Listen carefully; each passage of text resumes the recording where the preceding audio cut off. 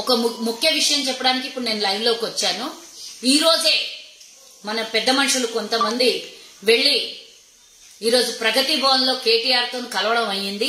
వారితో పాటు ఈరోజు మునుగోడు నియోజకవర్గంలో ఉన్నటువంటి కొంతమంది ఆర్యవైశ్యుల్ని ప్రతి వివిధ మండలాల అధ్యక్షుల్ని తీసుకొని పోయి బలవంతాన మేము ఈ రోజు మాకు పవర్ ఉంది, మేము ఈ రోజు సంఘాలలో మేము లీడర్లు అని చెప్పుకునేటటువంటి వీళ్ళు బలవంతాన ఇష్టమున్నా ఇష్టం లేకున్నా బలవంతాన వాళ్ళు మండల అధ్యక్షులైన పాపానికి పార్టీలకు అతీతంగా అధ్యక్షులు ఉండాలి.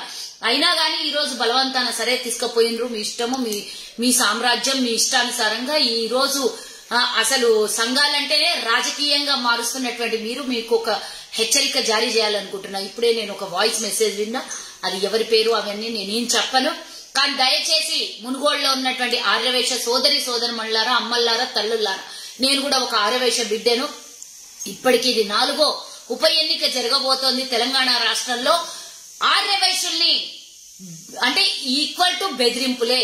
ప్రతిసారి దుబ్బాక ఎన్నికలప్పుడు ఆర్యవైశ్య కార్పొరేషన్ ఇస్తామనడం, హుజూర్ నగర్ ఎన్నికలైనప్పుడు ఆర్యవైశ్య కార్పొరేషన్ ఇస్తామనడం, హుజూరాబాద్ ఎన్నికలైనప్పుడు ఆర్యవైశ్య కార్పొరేషన్ ఇస్తామనడం, చివరిగా ఇప్పుడు మళ్ళీ మునుగోడు ఎన్నిక ఆర్యవైశ్య అంటే వైశ్యుల్ని బ్లాక్ మెయిల్ చేసి ప్రతిసారి ఎన్నిక వచ్చినప్పుడల్లా ఆర్యవైశ్యులకు ఒక పేదోళ్ళు ఉన్నారు, వాళ్ళ దాంట్లో వాళ్ళ కార్పొరేషన్ ఇయ్యాలని సోయికొస్తుందా? అంటే మమ్మల్ని ప్రతిసారి మీరు డబ్బుతో కొనాలనుకుంటున్నారా? మా పేదరికాన్ని చూసి చులకన చేస్తూ కొనాలనుకుంటున్నారా?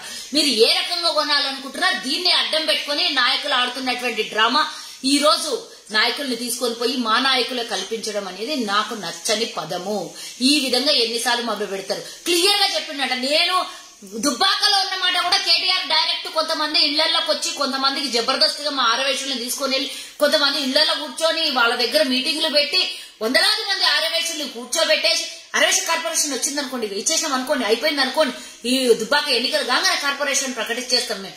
ఎందుకు ఎంఐ రోగమైంది? ముందు ప్రకటించడానికి ఏం రోగమైంది? ఎన్నికలు ఉన్నప్పుడల్లా ఓట్లు పడడానికి ఓట్లు అయిపోయేంత వరకు ఆర్యవైశ్య కార్పొరేషన్ ఇస్తామని ఇట్లా ఈ విధంగా ఆర్యవైశ్యుల్ని బ్లాక్ మెయిల్ అంటే మా దగ్గర ఉన్నటువంటి కొంతమంది పేద ఆర్యవైశ్యుల సెంటిమెంట్ ని వాడుకొని ఓటు రూపంలో మార్చుకోవాలనుకుంటే మాత్రం ఖబర్దార్, మీరు వెళ్ళండి, కలవండి, కల్పించుకోండి. ఎవ్వరికి ఇది పార్టీలకు అతీతంగా ఆర్యవైశ్య కాదు, ఏ కులమైనా ఎవరినైనా కలవచ్చు, ఏ పార్టీలోకైనా ఓటేయచ్చు, ఏ పార్టీ దిక్కన్నా వెళ్ళొచ్చు.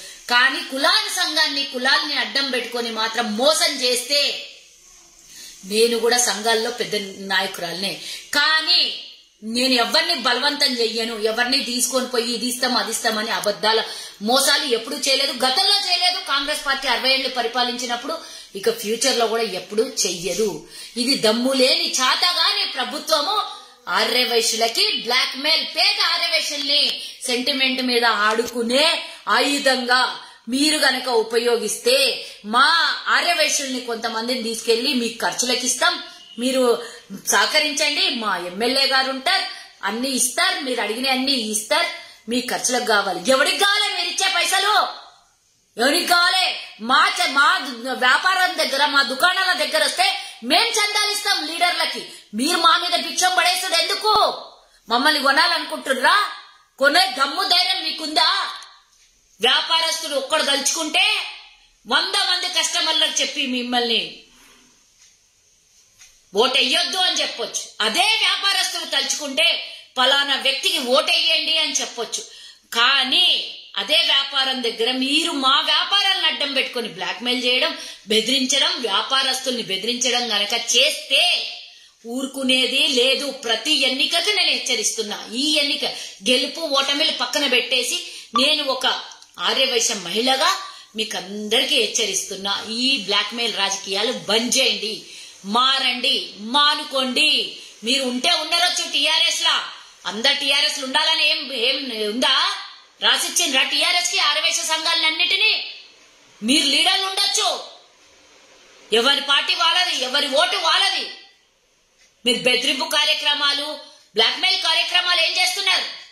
దయచేసి నేను చెప్తున్నా, ఇట్లాంటి పిచ్చి రాజకీయాలు చేసేసి ఆర్యవైశ్యుల్ని కొనాలనుకోవడం మాత్రం మీ భ్రమ అని చెప్తున్నా. ఓటు ఎవరు వేసే ఓటు వాళ్ళ సొంతం, వాళ్ళ హక్కు.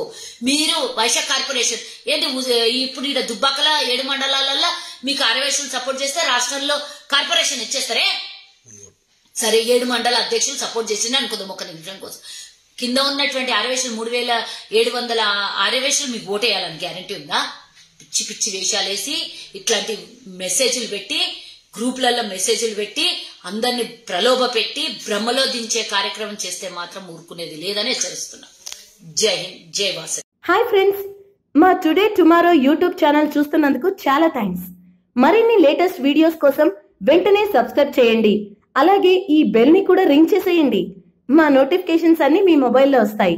అలాగే మా వీడియోస్ మీకు నచ్చితే లైక్ చేయండి, షేర్ చేయండి, నచ్చకపోతే కామెంట్ చేయండి.